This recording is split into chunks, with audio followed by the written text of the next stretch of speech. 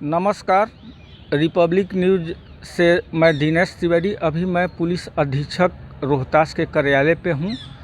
आज दो कांडों का इन्होंने रोहतास पुलिस द्वारा किए गए सफल उद्भेदन का आज एसपी रोहतास द्वारा प्रेस कॉन्फ्रेंस आयोजित किया गया है, जिसमें रोहतास जिले का कुख्यात अपराधकर्मी अजीत यादव को पुलिस ने गिरफ्तार किया है, जो बड्डी स्वर्ण व्यवसायी हत्याकांड में भी संलिप्त था और उस पर दर्जनों से ज़्यादा मुकदमे दर्ज हैं और वे आदतन अपराधी था।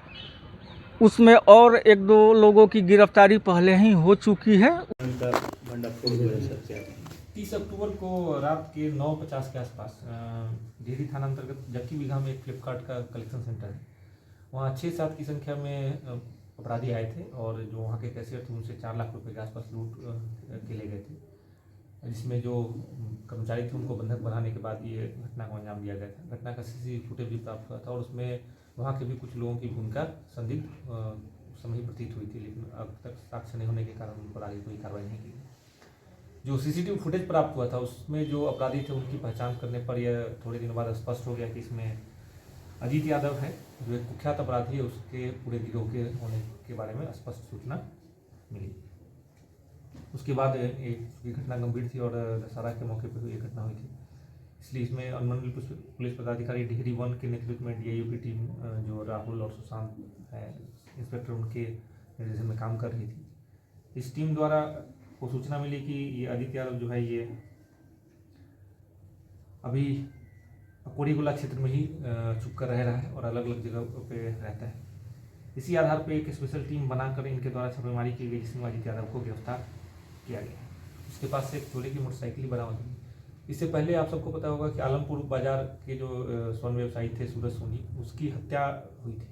उसमें मुख्य अपराधी जिसने गोली मारी थी सुपारी लेकर, वो अजीत यादव ही था। अजीत यादव, सुरेश चौरसिया और एक सत्येंद्र चौधरी जो पहले ही जेल भेजा चुका है, और एक असगर जो वहीं का था, जो उसमें लाइनर का काम था, और प्रदीप सोनी ने पूरे घटना का षड्यंत्र अपनी दुकान में रचा था। और घटना के बाद जो सोना चांदी सूरज सोनी से लूटा गया था वो वापस उसी के द्वारा खरीदा गया था।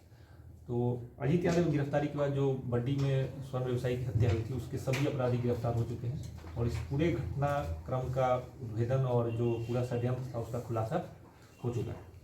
इसके अलावा फ्लिपकार्ट में जो डकैती हुई थी उसमें भी सभी अपराधियों की पहचान की जा चुकी है और उसमें जो स्थानीय अपराधी जिसने इन सब को एक संगठित करके इस पूरे कांड की साजिश रची थी उनकी भी पहचान की जा चुकी है, जिसकी इस पर कार्रवाई की जा रही है।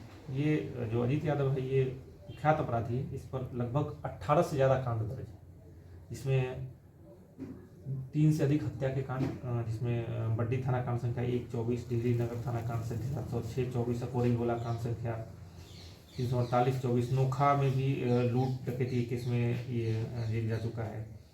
इसके अलावा आर्म्स एक्ट के केस और औरंगाबाद जिले में हत्या का केस, बघेला में भी SC/ST एक्ट का केस। अभी तक 12 कांडों में इसका संलिप्तता के संबंध में स्पष्ट साक्ष्य मिला, जबकि इससे पूछताछ में स्वयं इसके द्वारा लगभग 18 से ज़्यादा कांडों में सम्मिलित होने की बात बताई गई। इससे अगर पूछताछ जारी है। इसको रिमांड पर लेकर भी इससे के साथ जो अन्य अपराधी हैं उनसे पूछताछ की जाएगी।